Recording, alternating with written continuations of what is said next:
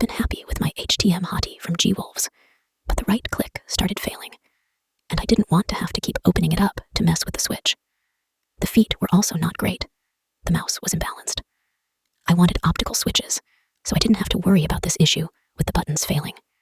Lightweight, good shape, and good sensor performance were my other preferences. The weight and build quality are better than the Hati. The main factor is how wobbly the Hati's two main buttons are in comparison to no movement at all with the Viper. I was initially satisfied with the Viper, but if the battery dies, it's basically impossible to use with the cable because the cable is not flexible and seems to weigh more than the mouse. I was originally thinking that I'd mostly just use the mouse wired and unplug it on rare occasions. Oddly, my Hati came with an extra cable, but the end is not USB-C, and I'm not sure if it can be changed to USB-C. I don't care much for wireless, but the Viper V3 Pro seems to be better all around than earlier Viper mice. The Viper V1 isn't even on sale anywhere, and I couldn't find a similar wired mouse with optical switches. My concern is the battery dying being equivalent to having to open up the mouse to fix the switches. The manual says not to replace the battery yourself and take it to an authorized outlet, but I don't see any info about that on Razer's website. I also noticed that Razer doesn't even sell replacement mouse feet on their website. I found this unhelpful info on their site. I found a forum post about it, which sounds like you have to send them your mouse, and if it's beyond the warranty period, they'll probably charge you. This guy says that after the warranty period, 2 years, you have to pay to even get support to talk to you. Razer support answers questions on bestbuy.com, but they didn't answer mine. The Coating Plus shape is pretty slippery with dry hands. Thankfully, it comes with optional mouse grips. Grips add weight and bulk, so I'm not happy that I have to add them. I cut little strips off them instead of using the whole thing. Thankfully, the rubber grips that come with the Viper are much better than the ones that came with my Hati. They're gripper and thinner, less bulky. They're also high quality and can be removed and replaced multiple times. For sweaty hands, the default coating is great. The two main buttons are too loud for my liking, but other than that, the build quality is good. The scroll wheel is silent, and the middle and side buttons are quieter and feel fine good.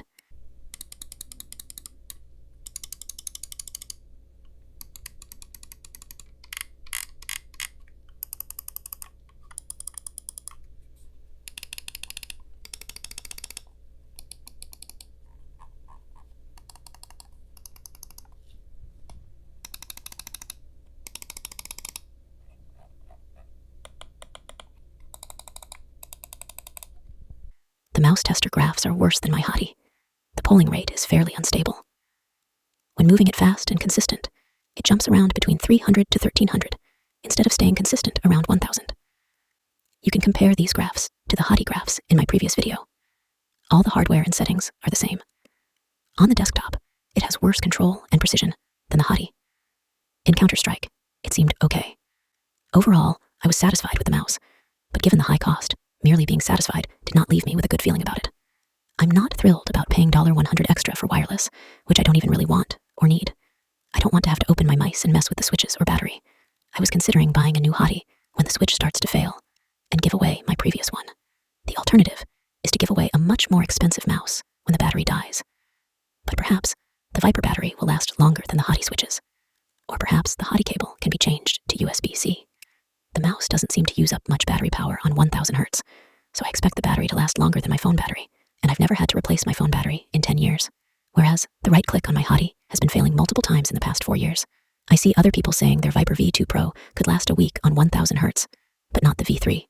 It charges super fast though. I plugged it in during dinner for around 30 minutes, and it charged from 43% to 100%. My phone would take many hours to do that. Regardless, I don't really want to have to bother with charging my mouse, especially given how unusable it is with the cable connected due to the heavy and stiff cable.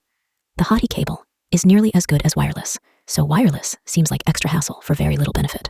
Phones now have an option to limit the battery charge to 85% because it's not good for the battery to be charged to full capacity. The Razer software could use an option like that. The default settings are pretty good. DPI steps of 400, 800, 1600, and 1000 Hz. Very low liftoff distance. 5 minutes for the mouse to turn itself off, but it defaults to low power mode at 30% battery. It says that mode lowers tracking speed and sensor acceleration.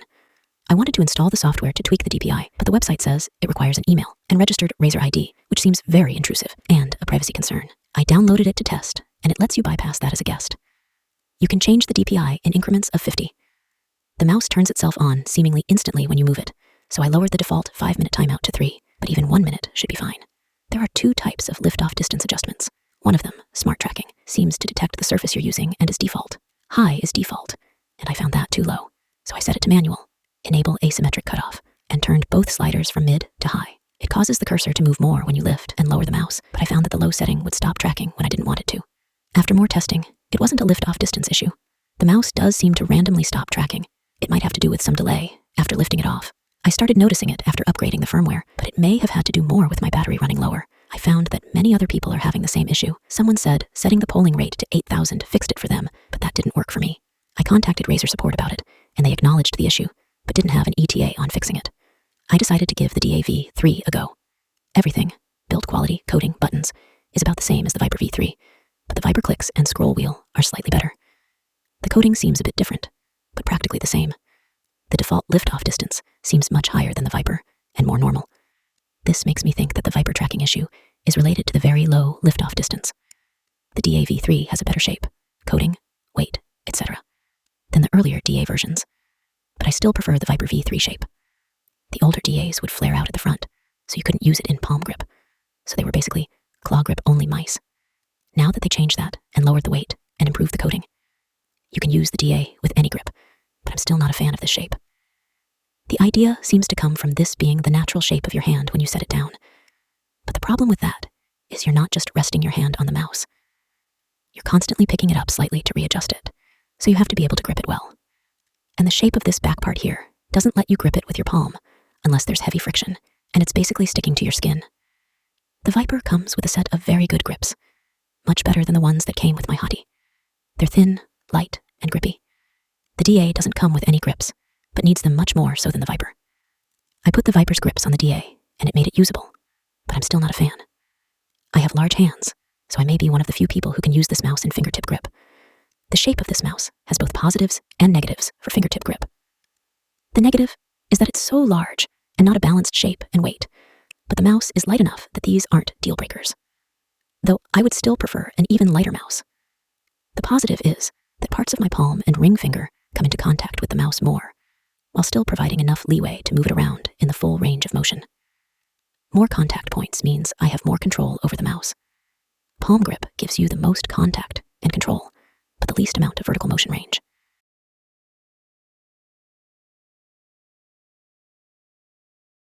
This side of the mouse is higher than the Viper, and they moved the buttons higher too. So even with my large hands, the side buttons are too high up. It's not a huge deal for me since I don't rely on them that way, but I can see how others would have a problem with it. The DA cable is worse than my Hati. Razer is one of the largest gaming peripheral manufacturers, and they can't make a cable as good or better than G-Wolf's.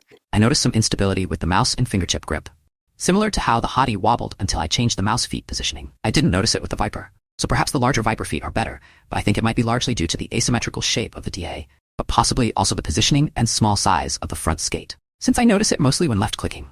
It looks like with the DA, it would be harder to solve. Using these Razer mice made me fed up and wanting to go back to my Hati, so I just fixed the Hati switch and will return both of these Razer mice. Maybe if a wired Viper V3 gets made, I'll buy it. But otherwise, I'll probably just pay someone to solder the buttons on my Hati. If there was a wireless mouse that could charge wirelessly, I might buy that. I don't want to have to open my mouse to mess with the switches or replace a battery. And after testing the Viper, I realized that I don't even want to have to worry about battery life and have to regularly charge my mouse. Didn't even want to make this video. I just want a working mouse that I don't have to think or worry about. I like that the Razer packaging is close to zero waste. It's just cardboard, which is very recyclable and compostable. I don't think the carry bag is cotton though. Feels like polyester, which is made of plastic and leaches microplastics. The sensor performance of the Viper and DA in games seemed fine, but the Hati seems a little better. I can tell on the desktop too. I have better control over the cursor, but that may be partly due to the Razer feet being more slippery. New sensors with higher DPI mean very little. What matters more is how each manufacturer implements their sensor. For example, firmware seems to be one of the main factors. There seems to be something that most mouse manufacturers are doing to ruin the performance of their sensor, and the Mousetester graphs may be allowing us to visualize it. The Razer mice performing worse than the Hati is entirely in line with my past experiences, which includes other major companies like Zoe, SteelSeries, and Logitech. The vast majority of mice I've tested have been absolute garbage. We used to have long discussions about this on the overclock.net forums. When I first switched from an IntelliMouse Optical 1.1 to a Razer Copperhead some 10 years ago, the Copperhead felt like an aimbot, and other people told me they had the exact same experience. I haven't experienced that again, other than to a large degree with the IntelliMouse 3.0. It's frustrating that there are so many companies making gaming mice now. and many of them have been doing it for well over a decade, and they're still putting out significantly flawed mice. I saw Rocket Jump Ninja say in a recent video that sensors were all flawless now, so shape is the only frontier left to explore. I wouldn't disagree completely, but it's not entirely accurate either. Google has a bad AI that randomly removes comments on YouTube, even from the channel owner. This makes YouTube comments completely useless now. So I posted this to 2 forums for discussion, links in the description. I will not be participating in the YouTube comments. Google and Reddit now control a huge portion of information on the internet. This is dangerous, and people should try to seek out alternatives. All my videos are mirrored on Rumble. I didn't qualify for Odyssey.